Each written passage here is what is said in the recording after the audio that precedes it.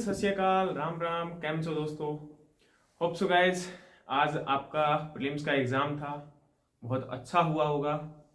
और आपकी जो मेहनत थी वो कहीं ना कहीं आज जो है आपका एग्ज़ाम हो चुका है और कुछ ही दिनों में रिजल्ट आ जाएगा।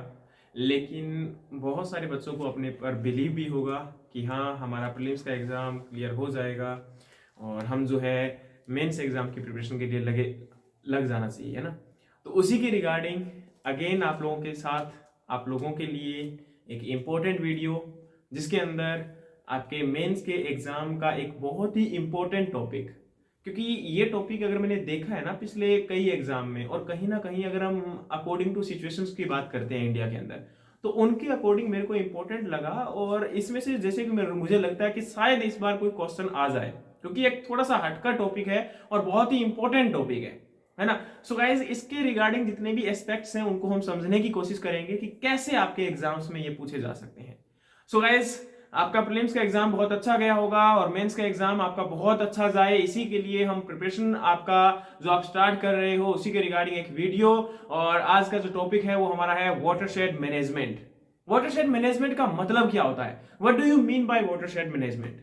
जब हम बात करते हैं तो वाटरशेड मैनेजमेंट की अगर हम बात करते हैं तो आपका कई बार इसमें हमें जो है इंटीग्रेटेड वाटर रिसोर्स मैनेजमेंट के साथ हम इसको कोरिलेट करते हैं। देखिए गाइस, इंटीग्रेटेड जो आपका वाटर रिसोर्स मैनेजमेंट है वो आपका एक बड़ा, या कह सकते हैं इसके रिगार्डिंग अगर हम बात करें तो वो एक प्रोसेस होती है, एक मेथडोलॉजी होती है, ठीक है, जिसके अंदर क्या होता है कि आपका वो प्रमोट करता है, जिसके अंदर हमारा प्रमोशन किया जाता है किसके रिगार्डेड, कि आपका जो एग्जाम यहाँ सॉरी आपका जो डेवलपमेंट होता है, या फिर जो आपका लैंड है, या फिर आपका वाटर है, या फिर कोई भी रिसोर्सेस है, इन रिसोर्सेस को कैसे आपका मैक्सिमम जो है रिजल्टेंट इनका यूटिलाइज किया जाए, सो दैट कि आपका इकोनॉमिक और सोशल वेलफेयर हो सके, यानी कि इकोनॉमिक डेवलपमेंट हो सके, और उसी के साथ आपका एनवायरमेंट के ऊपर कोई वाइटल इफेक्ट नहीं होना चाहिए ना। लेकिन अगर हम बात करते हैं वाटरशेड मैनेजमेंट, तो इसका डेफिनेशन पढ़िए। Watershed management is the unit for implementing management natural resource like water, land, soil, forest and agriculture. यानी कि ये आपका एक यूनिट है, आपका कहीं ना कहीं हम ये बोल सकते हैं कि इंटीग्रेटेड वाटर रिसोर्स मैनेजमेंट का ये एक पार्ट है ना। और उसी के अंडर में हम क्या करते हैं, मेनली वाटरशेड को ही एक पार्ट मान के उसी के डेवलपमेंट पे हम जो है प्रोसेस पे वर्क करते हैं, ताकि वहां पर आपका इकोसिस्टम या एनवायरमेंट इफेक्ट ना हो सके। इसके अंडर अगर हम बात करते हैं तो ये स्पेसिफिक प्रॉब्लम जो आपका वाटरशेड के अंदर स्टडी किए जाते हैं उन पे फोकस करता है। जैसे कि नीचे दिया गया है सॉइल इरोजन, लैंड यूटिलाइजेशन, आपका लैंड यूज क्लासिफिकेशन सिस्टम होता है, कैपेबिलिटी क्लासिफिकेशन होता है उसके बेस पे, और नेक्स्ट आपका वाटर बैलेंस पे।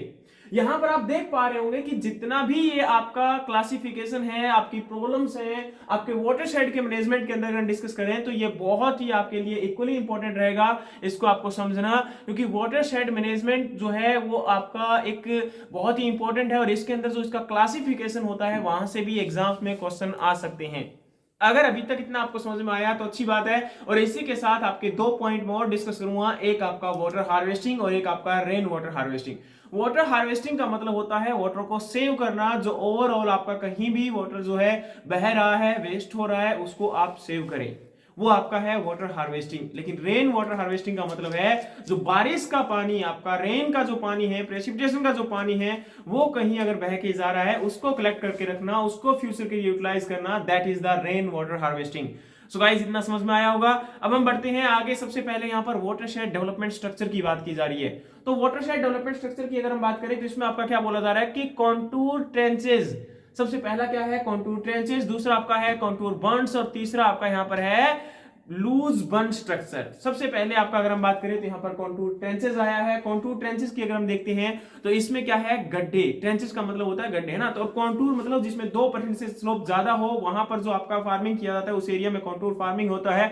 और कॉन्टूर ट्रेंचेस भी यही होगा कि जहां पर आपका स्लोप ज्यादा है उस एरिया में क्या होता है कि आपका वाटर का इरोजन ज्यादा होता है, रन ऑफ लॉस ज्यादा होता है। तो उस लॉस से ही बचने के लिए यहां पर क्या किए गए हैं? आपके कॉन्टूर फॉर्म में ट्रेंचेस बनाए गए हैं, ठीक है। तो ये हमारा क्या होगा? Contour trenches. नेक्स्ट आपका देखिए ये यहाँ पर कॉन्टूर जो है बंड्स। कॉन्टूर बंड्स की अगर हम बात करें तो डिफरेंट बंड्स आपकी बनाई गई है परपेंडिकुलरली। आप ये बड़ा इंपॉर्टेंट वर्ड है कि यहाँ पर जो आपका स्लोप होता है उसके परपेंडिकुलरली जब आपका कुछ वर्क किया जा रहा है, that is related to the contour. ठीक है। नेक्स्ट आपका जो सबसे लास्ट में अगर हम बात करते हैं तो यहां पर आपका क्या है, जो आपके लूज स्ट्रक्चर्स हैं। अब ये लूज स्ट्रक्चर जो हैं वो डिफरेंट टाइप ऑफ, जो आप देखिए ये आपके रॉक्स के जो आपके पार्ट्स होते हैं, पत्थर के जो आपके पार्ट्स हैं, इन्हीं पार्ट्स को यूज करके जो है हम यहाँ पर क्या कर रहे हैं, लूज स्ट्रक्चर्स को, लूज बॉर्डर स्ट्रक्चर को यूज करके हम क्या कर रहे हैं, आपका एक अवरोध क्रिएट कर रहे हैं जिससे आपका रन ऑफ लॉस क्या हो सके, हमारा कम हो सके।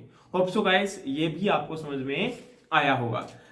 नेक्स्ट अगर हम बात करते हैं तो क्लासिफिकेशन है बाय लैंड यूज। तो लैंड यूज के बेस पे यहां पर जो क्लासिफिकेशन है, सबसे पहले आपका है अर्बन वाटरशेड, जिसके आपका बोला जा रहा है अर्बन हाइड्रोलॉजी, यानी कि जिस लैंड को, जहां पर भी जो लैंड यूटिलाइजेशन हो रहा है उसी लैंड के अकॉर्डिंग इस वाटरशेड को हमारा क्या नाम दे दिया गया, आपका जो है उसका नेम जो है वहीं पर उसी के अकॉर्डिंग रख दिया गया है। जैसे कि urban watershed, agriculture watershed, forest watershed, mountainous watershed, आपका डेजर्ट वाटरशेड, और यहां पर आपका कोस्टल वाटरशेड, या फिर अगर हम बात करें यहां पर आपका जो वेटलैंड वाटरशेड या मार्शी वाटरशेड। इसके अंदर अगर हम बात करते हैं तो जितने भी ये वाटरशेड है उसी के अकॉर्डिंग उसका हाइड्रोलॉजी आ जाएगा, क्योंकि अगर एग्रीकल्चरल है तो एग्रीकल्चरल लैंड की बात की जा रही है, अर्बन है तो अर्बन एरिया की बात की जा रही है, आपके कोस्टल एरिया की बात है तो कोस्टल जो आपका वाटरशेड की बात की जा रही है, तो कोस्टल एरिया में जो वाटरशेड प्रेजेंट है उसके अकॉर्डिंग बात की जा रही है। जहां वाटरशेड प्रेजेंट है उसी के अकॉर्डिंग उसका क्लासिफिकेशन कर दिया गया, यानी कि जिस लैंड को यूटिलाइज किया गया है उसी के बिहाफ पर इसका क्लासिफिकेशन किया गया है। लेकिन यहां पर आपके साइज के बेस पर भी क्लासिफिकेशन दिया गया है। साइज के बेस पे क्या है कि जैसे कि आपका लैंड जो है अकॉर्डिंग टू साइज, यहां पर सबसे पहले आपको किलोमीटर के बेस पे देख रहा है, और आपका आगे हम जो स्टडी करेंगे वो हेक्टेयर के बेसिस पर होगा, ठीक है। सबसे पहले आपका अगर हम बात करते हैं तो यहां पर स्मॉल, मीडियम और लार्ज आपका वाटरशेड है। स्मॉल अगर वाटरशेड की बात करते हैं तो इसमें आपका क्या आता है, स्मॉल साइज में लेस देन 250 स्क्वायर किलोमीटर जो एरिया होगा वो आपका, अगर इतने एरिया में है या उससे कम में है तो वो आपका स्मॉल वाटरशेड होगा। 250 से 2500 किलोमीटर स्क्वायर किलोमीटर एरिया में होगा तो वो आपका मीडियम है, और more than 2500 square kilometre area में है तो वो आपका क्या होगा, यहाँ पर आपका लार्ज होगा, लार्ज वाटरशेड के अंदर में आएगा, ठीक है। लेकिन अगर हम यही बात करते हैं आपके हेक्टेयर के बेसिस पर, तो हेक्टेयर के बेसिस पर अगेन आपको दिख पा रहा होगा कि आपका हेक्टेयर के बेसिस पर यहाँ पर जो है सबसे पहले, जैसे कि अगर हम बात करें तो मिनी, मिनी के बाद माइक्रो, माइक्रो के बाद मिली, मिली के बाद सब, और सब के बाद आपका वाटरशेड है ना।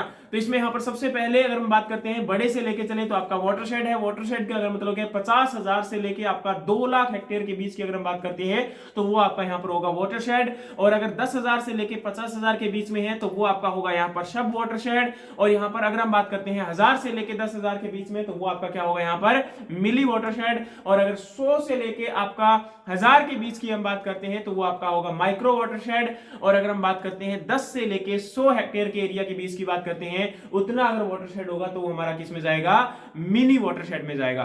तो यानी कि 10 से 100 में आपका मिनी है, 100 से 1000 में आपका यहाँ पर माइक्रो है, 1000 से 10,000 में मिली है, और 10,000 से 50,000 में सब वाटरशेड है, और यहाँ पर 50,000 से लेके 2 लाख के बीच की अगर हम बात करते हैं तो उसमें आपका वाटरशेड आएगा। तो बहुत इंपॉर्टेंट क्लासिफिकेशन है, कई बार इस एरिया से आपके एग्जाम्स में क्वेश्चन पूछे जाने स्वाभाविक है। सो गाइस इस पर भी आप फोकस करना, ठीक है। और नेक्स्ट अगर हम बात करते हैं कुछ इंपॉर्टेंट प्रोजेक्ट या फिर प्रोग्राम्स जो कि आपके चलाए गए थे वाटरशेड एरिया डेवलपमेंट के रिगार्डिंग, तो ये आपकी कुछ 6 मेजर स्कीम्स हैं जिनको हम यहाँ पर डिस्कस करने वाले हैं। सबसे पहले अगर हम बात करते हैं तो national watershed development project for rainfed area, दूसरा आपका है watershed development in shifting cultivation area, drought prone area programme, desert development programme, integrated wasteland development project, और आपका employment assurance scheme. So guys ये इतनी सारी की सारी जो 6 स्कीम है ये वाटरशेड के रिगार्डिंग ही है कि वाटरशेड के एरिया को डेवलप करने के लिए, उनमें इंप्रूवमेंट करने के लिए। तो इनके रिलेटेड जो करंट अफेयर के लेक्चर्स रहेंगे उनमें हम अच्छे से इनको डिस्क्राइब करेंगे कि किस स्कीम को किस प्रकार से आपका एग्जाम्स में पूछा जा सकता है और कहां से क्या क्या क्या पॉइंट को आपको डिस्कस किया जाएगा। होप सो गाइज ये आपका वाटरशेड का टॉपिक था, और वाटरशेड जो है मुझे वाटरशेड मैनेजमेंट का टॉपिक था, और मुझे लगता है कि इस बार कहीं ना कहीं इस टॉपिक से आपके एग्जाम्स में मैक्सिमम क्वेश्चन पूछे जाने के क्वेश्चन के चांसेस लगते हैं। सो इसको एक बार जस्ट फोकस करना, और इसको जो पूरा का पूरा मैंने अभी आपको स्टडी करवाया है इसको एक बार रिकॉग्नाइज जरूर करना, सो दैट कि आपके एग्जाम्स में कोई भी आपका क्वेश्चन छूटे नहीं। और गाइज आपका मेंस का एग्जाम अब ज्यादा दूर नहीं है, प्रीलिम्स का एग्जाम हो चुका है, तो कहीं ना कहीं मेंस के एग्जाम की प्रिपरेशन करना चाहिए बिना उसके रिजल्ट का वेट करे हुए, क्योंकि कहीं ना कहीं अगर रिजल्ट अच्छा आता है तो हमें एग्जाम का प्रिपरेशन करना ही था, और बाद में 15 दिन में इतना अच्छा प्रिपरेशन नहीं हो पाएगा। और जिन बच्चों का बाय चांस सिलेक्शन नहीं होता है तो उन्हें निराश होने की आवश्यकता नहीं है, क्योंकि देखो एक एग्जाम होता है और इस एग्जाम के अंदर कहीं ना कहीं एक जो पर्सन है वो या तो हार जाता है, क्योंकि वॉर युद्ध जो होता है उसमें एक तो हारता है और एक आपकी जीत होती है। तो कहीं ना कहीं उसी प्रकार से आपका अगर किसी भी प्रकार से रह जाते हो तो आपको निराश होने की आवश्यकता नहीं है। अपना उसी डेडिकेशन के साथ अगेन आपको प्रिपरेशन करना है। लेकिन अभी इस जो आपका एक प्रकार से अगर आपके मन में डर भी है, भय भी है, तो उसको बिना डरे हुए, बिना भय किए हुए आपको एग्जाम्स का प्रिपरेशन करना है, सो दैट कि हम आगे आने वाले एग्जाम्स के अंदर आने वाले किसी भी, क्योंकि देखो आगे फिर आपका नाबार्ड का एग्जाम आ रहा है या फिर और भी बहुत सारे एग्रीकल्चर के एग्जाम जो है वो आने वाले हैं, क्योंकि इस साल 2020 में कोई वैकेंसी बहुत कम थी, लेकिन 2021 में वैकेंसीज के चांसेस बढ़ने के चांसेस हैं।